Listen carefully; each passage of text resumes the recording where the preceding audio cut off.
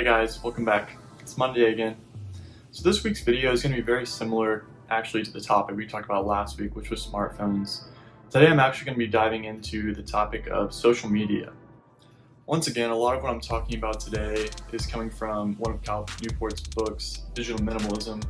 I actually just finished his other book called Deep Work, and he has many other books as well. But again, I'd highly recommend that you get a copy for yourself to learn some more about what he has to say. So before I address why I decided to quit social media personally, I'm first going to kind of look at why it actually is a problem and why it may not be a problem for everyone depending on the circumstances. Now, I bet you had really good intentions coming into creating your social media accounts. You had a desire to stay connected to old friends or just keep up with what your friends are doing in their daily life.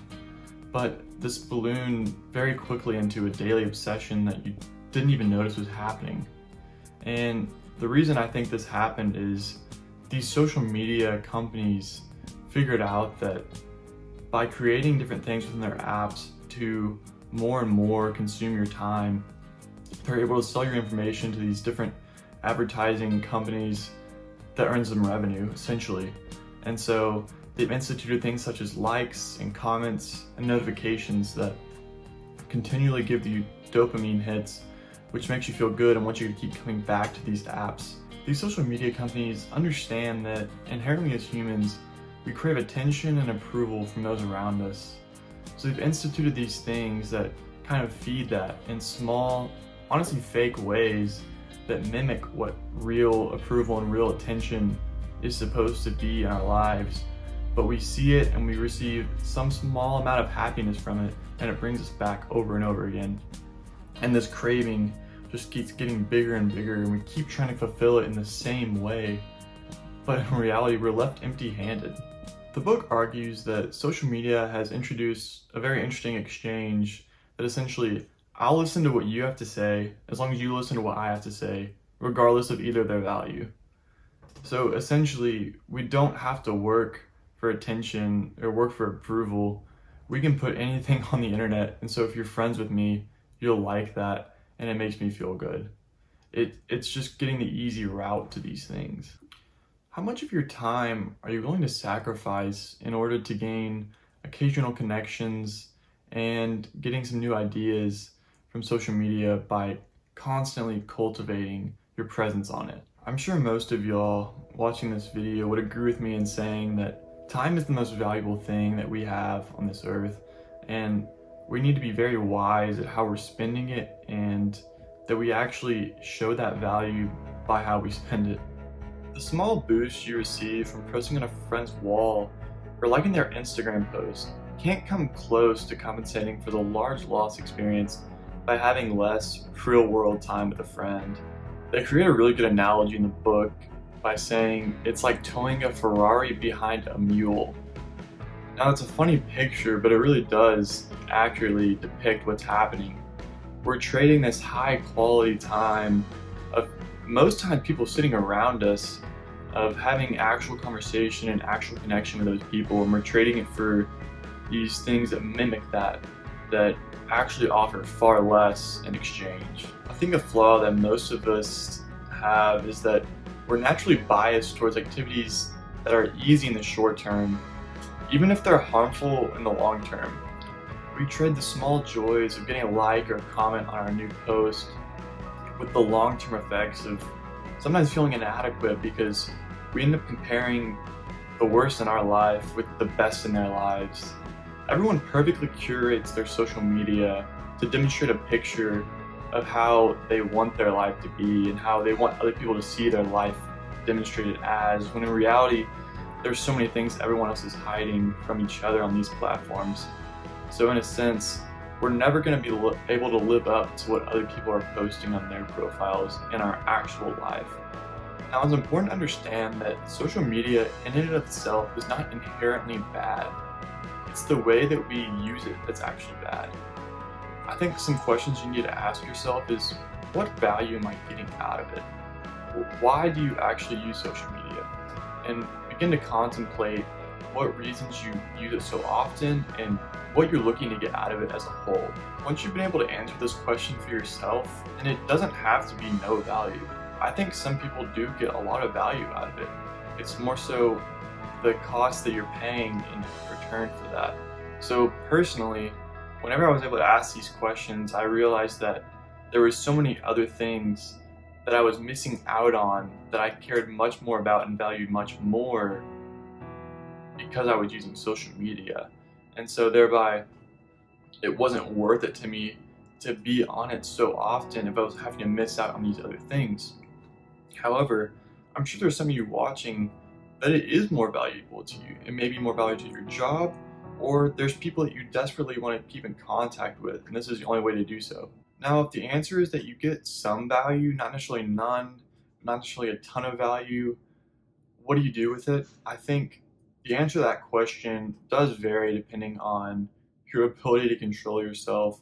But the way that looks for me is I decided first and foremost to delete it off my phone. There's no reason that I needed to be constantly connected and constantly available on social media. You're always able to connect to it on your computer, and if there's anything you need to look up or just curious about how someone's doing, you can look it up on your computer instead of always having the capability and access 24/7. I'm going to argue that there are actually very few people who need it on their phone. I think it would be much better if we were able to just access it on our computer. We don't always have our computer strapped to our hip, ready to go wherever we go. And so maybe you're sitting in line for ordering a meal and you just check your phone, check your social media. Well, you wouldn't be able to do that if it wasn't on your phone. And I think that's okay. I think we've been so accustomed to defaulting to these things in boredom and not just being able to sit there. And so I think that first and foremost is a step that everyone can take and probably should take. You essentially start using social media in a different format, in a different way. Instead of just going to it when you're bored and when you just want to scroll through something, you go to it for a reason and for a purpose. And you're less likely to just keep gravitating towards it if you view it in that sense. If it's a tool. Because that really is what it is. It is a tool. It is not something designed for any more than that.